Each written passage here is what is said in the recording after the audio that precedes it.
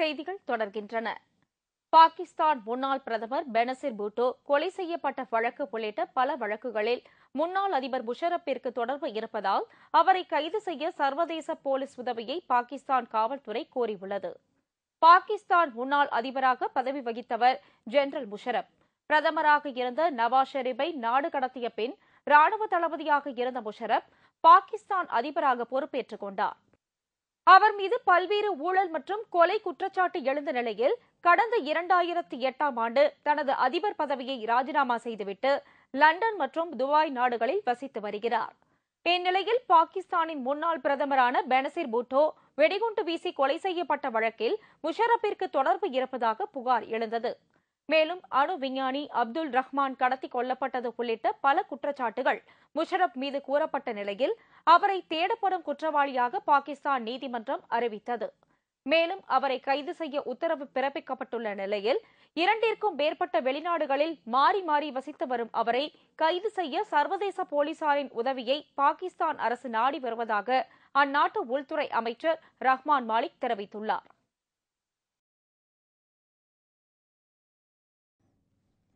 ரஷ்யாவில் நடைபெறவுள்ள அதிபர் தேர்தலை ஒட்டி வாக்களிப்பது சம்பந்தமாக விளக்கமளிக்கும் மையங்களை திறக்க தேர்தல் அதிகாரிகள் நடவடிக்கை மேற்கொண்டுள்ளனர். வரும் அதிபர் தேர்தலில் வாக்களிப்பதற்கான நடைமுறைகள் சம்பந்தமாக இதில் விளக்கமளிக்கப்படும். இதனை வெளிநாட்டு செய்தியாளர்களும் பார்வையிட ஏற்பாடுகள் செய்யப்பட்டிருந்தது. கடந்த டிசம்பர் மாதம் ரஷ்யாவில் நடைபெற்ற நாடாளுமன்ற தேர்தல் வாக்களிப்பின் போது முறைகேடுகள் நடைபெற்றதாக குற்றம் சாட்டப்பட்டது. இதனால் அதிபர் தேர்தலின் போது அனைத்து வாக்குச்சாவடிகளிலும் ஒலிப்பதிவு மற்றும் வெப் கேமரா கருவிகள் பொருத்தப்பட உள்ளன. மேலும் தற்போது நடத்தப்படவுள்ள வாக்களிப்பு ஒத்திகை அதிபர் தேர்தல் நியாயமாகவும் சிறப்பான முறையில் நடைபெறவும் வழிவகுக்கும் என்று தேர்தல் அதிகாரிகள் தெரிவித்துள்ளனர். மார்ச் 4ஆம் தேதி நடைபெறவுள்ள அதிபர் தேர்தலில் 5 வேட்பாளர்கள் போட்டியிடுகின்றனர். இதில் அந்நாட்டின் முன்னாள் அதிபர் விளாடிமிர் புட்டின் முன்னிலை வகிப்பதாக கருத்து கணிப்புகள் மூலம் தெரியவந்துள்ளது.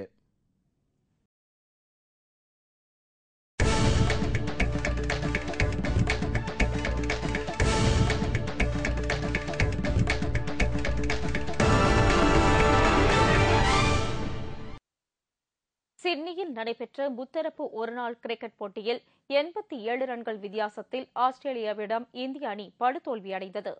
இதன் மூலம் இந்திய அணி இறுதிப் போட்டிக்கு முன்னேறும் வாய்ப்பை இழந்தது. இந்தியா ஆஸ்திரேலியா அணிகளுக்கு இடையேயான 10வது லீக் போட்டி இன்று சிட்னியில் தொடங்கியது. டாஸ் வென்று முதலில் பேட்டிங் தேர்ந்தெடுத்த ஆஸ்திரேலிய அணி நிர்ணயிக்கப்பட்ட 50 ஓவர்களில் 9 விக்கெட்டுகள் இழப்பிற்கு 252 ரன்களை எடுத்தது. அந்த அணியில் அதிகபட்சமாக Warner 68 ரன்களும் helped around the corner and it's gone for 4.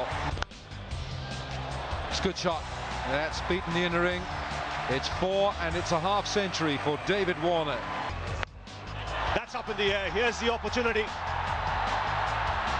And Suresh Raina takes a very good. வாலி 56 ரன்களும் டேவிட் ஹசி 54 ரன்களும் எடுத்தனர். That's short and that's put away. It's half century as well for Matthew Wade. He's got him. Yadav comes back with. இந்திய அணி தரப்பில் ஷேவாக் 3 விக்கெட்டுகளும் பிரவீன்குமார் மற்றும் யாதவ் தலா 2 விக்கெட்டுகளும் வீழ்த்தினர். இதையடுத்து 253 ரன்கள் எடுத்தால் வெற்றி என்ற இலக்குடன் களமிறங்கிய இந்திய அணி அடுத்தடுத்து விக்கெட்டுகளை பறிகொடுத்து பரிதாப நிலைக்கு தள்ளப்பட்டது.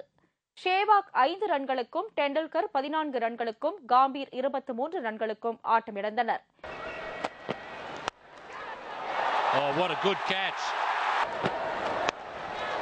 Well, that's over the top of the slips and away to the boundary. That's a glorious shot.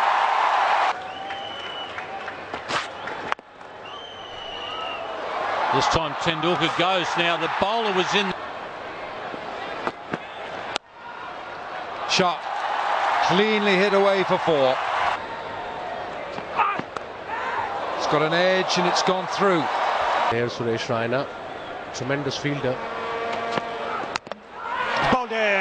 இதைத் தொடர்ந்து வந்த வீரர்களும் சொற்ப ரன்களில் அவுட் ஆகி பெவிலியன் திரும்பியதால் 39.2 ஓவர்களில் 167 ரன்களுக்கு இந்தியா ஆல் அவுட் ஆனது. இதன் மூலம் ஆஸ்திரேலியா 87 ரன்கள் வித்தியாசத்தில் வெற்றி பெற்றது. இந்த போட்டியில் தோல்வியடைந்ததால் இறுதிச் சுற்று போட்டியில் விளையாடும் தகுதியை இந்திய அணி இழந்தது. மீண்டும் முக்கிய செய்திகள். வேளச்சேரியில் என்கவுண்டர் நடந்த இடத்தில் தகவல் சேகரிக்க சென்ற மனித உரிமை குழுவினர் மீது தாக்குதல் நடத்தப்பட்டதால் அங்கு பரபரப்பு ஏற்பட்டது. தமிழகத்தில் புதிய மின்வெட்டு நாளை முதல் அமலுக்கு வருகிறது. இதன்படி சென்னையில் மின்வெட்டிற்கான அளவு 2 மணி நேரமாக அதிகரிக்கப்பட்டுள்ளது. சர்ச்சைக்குரிய இஸ்ரோ ஆன்டிக்ஸ் மற்றும் தேவாஸ் நிறுவன ஒப்பந்தம் தொடர்பாக மீண்டும் விசாரணை நடத்த வேண்டும் என்று இஸ்ரோ முன்னாள் தலைவர் மாதவன் நாயர் பிரதமருக்கு கோரிக்கை விடுத்துள்ளார். தமிழக மீனவர்கள் சுட்டுக் கொல்லப்பட்ட விவகாரத்தில் இந்திய சட்டப்படியே வழக்கு நடைபெறும் என்று மத்திய பாதுகாப்புத்துறை அமைச்சர் A.K. அந்தோணி திட்டவட்டமாக தெரிவித்துள்ளார். இத்துடன் செய்திகள் நிறைவடைந்தன. மீண்டும் செய்திகள் இரவு 10 மணிக்கு. வணக்கம். வணக்கம்.